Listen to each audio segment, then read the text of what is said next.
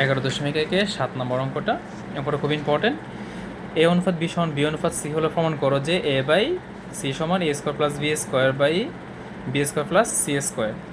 এই যে সমানুপাত, আমরা জানি অনুপাত একটি কি ভগ্নাংশ। এর প্রথমটাকে কি বলে? পূর্ব রাশি, পরটা কি রাশি? উত্তর রাশি। এটা পরটা নিচে থাকে, কেমন? উপরে নিচে। আবার কোনগুলি গুণ করলে এ সি সমান কি হবে? বি গুণ করলে কি হবে বলো তো? B square. বুঝছো? তাহলে এসি সমান কি বলো তো আমার? বি স্কোয়ার, বা বি স্কোয়ার মান হচ্ছে আমার এসি। এখন এই যে ক নাম্বার এ বাই সি সমান কি A square plus B square by B square plus C square, এটা আমি রাইট হ্যান্ড সাইড লিখলাম A square plus B square plus C square. এখানে আমরা A square plus B square মান কত? AC না?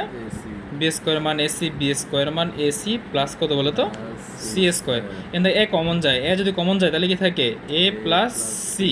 এখান থেকে সি কমন গেলে কি থাকবে? এ প্লাস সি। এটা কাটা, তাহলে এ বাই সি সমান সমান কি বলো তো? Left hand side. তোমার মিলছে? বুঝছো তো? খ নম্বর বলছে কি A square plus B square plus A square B square C square সমান কি 1/a³ প্লাস 1/b³ 1/c³ সমান কি a³ plus b³ plus c³।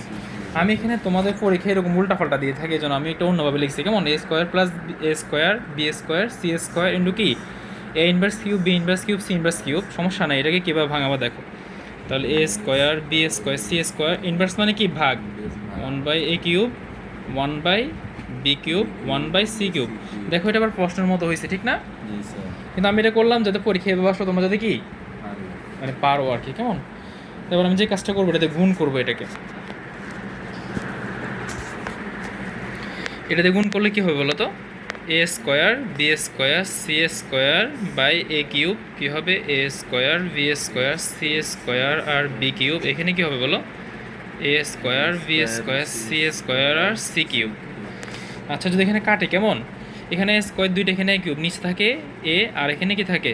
B square C square. একইভাবে এখানে হবে, এখানে থাকবে বি, এখানে হবে কি এ স্কোয়ার সি স্কোয়ার, এখানে থাকবে সি, এখানে কি হবে? A square R B square. বুঝছো নি? বি স্কোয়ার মান সমান কত? আমরা আগে প্রমাণ করছিলাম বি স্কোয়ার মান কত আমার? বি স্কোয়ার মান হচ্ছে আমার এসি। এই যে বি স্কোয়ার মান আমার এসি। তাহলে এখানে বসালাম আমি এসি ইন্টু কত? C square. এই যে এসিকে যদি আমি লিখি এসি হোল স্কোয়ার, সমস্যা আছে? সমস্যা না, লেখা যায় এখানে আমি বি স্কোয়ার মান লিখবো কি এসি আর নিচে সি। এ আর এ কাটা যায়, সি দুইটা, এখানে একটা সি একটা, তাহলে কয়টা হয়? C cube. এসি মান কত? বি স্কোয়ার না? দিলাম B whole square, C C কাটা, তাহলে কত বলো তো? A cube. কেমন? আনসার হয়নি, আনসার কল একটা কল আসছিল, বিরে চলাকালে কল আসছে, কি একটা ঝামেলা। তাহলে সি কিউব, এখানে দেখো তো কত হয় বলো তো? B to the power 4/b, আর এখানে হবে কত বলো তো? A cube. কেমন? তাহলে সি কিউব, বি এখানে চারটা, একটা কাটলে কটা থাকবে বলো তো? তিনটা, প্লাস কত? A cube. একটু সাজাই লিখি, A cube plus B cube plus C cube সমান সমান কি বলো তো? Right hand side. আর ফর্ম মিলে গেছে তো? দেখো আমাকে এটা ফর্ম করতে বলছে, কেমন? এই অঙ্কটা কিন্তু এ বি সি ডি করেছি তো, এ বি সি দিয়ে আসে, এম এন এল দিয়ে আসে, ফি কিউ আর দিয়ে আসে, এক্স ওয়াই জেড দিয়ে আসে, মানে মান সব সেম থাকবে। হ্যাঁ, আবার এখানে তো 2 আছে না, এখানে 4 থাকতে পারে, 6 থাকতে পারে, 8 থাকতে পারে, এখানে 6 থাকতে পারে, 9 থাকতে পারে, 8 থাকতে পারে, সিস্টেম একই রকম। পারবা? আচ্ছা, এবার আমরা হচ্ছে 11.2 দিয়ে সবচেয়ে গুরুত্বপূর্ণ একটা অঙ্ক। যদি কোনো বর্গক্ষেত্রে এক বাহুর দৈর্ঘ্য 20% বৃদ্ধি পায়, তবে তার ক্ষেত্রফল শতকরা কতটুকু বৃদ্ধি হবে? অঙ্কটা খুব ইম্পর্টেন্ট। আমরা অঙ্কটা কীভাবে করবো? ধরি বর্গক্ষেত্রে এক বাহুর দৈর্ঘ্য কয় মিটার বলো তো? এ মিটার। বর্গের এক বাহুর দৈর্ঘ্য এ মিটার হলে ক্ষেত্রফল কী হবে? A square. এখন বলছে যে 20% বৃদ্ধিতে, তো 20% বৃদ্ধি ফেলে এক বাহুর দৈর্ঘ্য, এখন বাহু তো আমার এ ছিল, এর সাথে এবার কত যোগ হবে? 20%। কার? এ এর 20%। তো এ প্লাস এ এর 20%, পার্সেন্ট মানে কি? 100। তো এ দ্বিগুণ করলে কী হবে বলো তো? 20।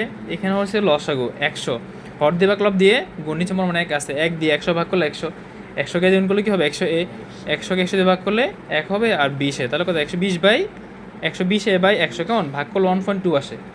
তাহলে এটা তো বৃদ্ধির পরে। এবার আমি লিখবো 20% বৃদ্ধিতে ক্ষেত্রফল কত হবে? 1.2 স্কোয়ার 1.44 এ স্কোয়ার। কেমন? এখন পাইছে 1.44 এ স্কোয়ার, আগে ছিল কত? এ স্কোয়ার। তাহলে ক্ষেত্রফল বৃদ্ধি পাইছে না? কতটুকু বৃদ্ধি পাইছে? তাহলে ক্ষেত্রফলে বৃদ্ধি, এটা থেকে বিয়োগ করলাম, তো এর মান তো 1 গেলে 0. এত পার্সেন্ট থাকে না? এরকম কথা হলে আমি দুইভাবে করতে পারি। একটা হচ্ছে আমি লিখতে পারি যে এ স্কোয়ারের ক্ষেত্রফল বৃদ্ধি পায় কত 0.44% এ স্কোয়ার, অথবা একে বৃদ্ধি পায় কম 100 বেশি পাবে না, এ স্কোয়ার কাটা 40 100 দিন করলে কত হবে 40%। অথবা চাইলে আমি লাইনটাকে এক লাইনে করতে পারি যে ক্ষেত্রফলের শতকরা বৃদ্ধি সমান কত হবে বলো তো, ওই যে মানটা পাইছে এটাকে 100 দ্বিগুণ করবো আর নিচে কি দিব আগেরটা তো কাটলে তো এটা হবে তোমার যেমনি যেমনি বুঝো, ঠিক আছে পারবা। সেম নিয়মে কিন্তু এবার 18 নম্বরটা করতে পারবা, ঠিক আছে। 18টা হচ্ছে আয়তক্ষেত্রের দৈর্ঘ্য ধরবে এক্স, প্রস্থ ধরবে কি ওয়াই, তাহলে ক্ষেত্রফল কত হবে এক্স ওয়াই। এরপরে দৈর্ঘ্য যেহেতু 10% বৃদ্ধি, তাহলে সেম এটার মতো হবে এক্স প্লাস এক্সের কত 10% একইভাবে। এরপরে প্রস্থ হ্রাস পাইছে, তখন বলবো যে কি 10% বৃদ্ধিতে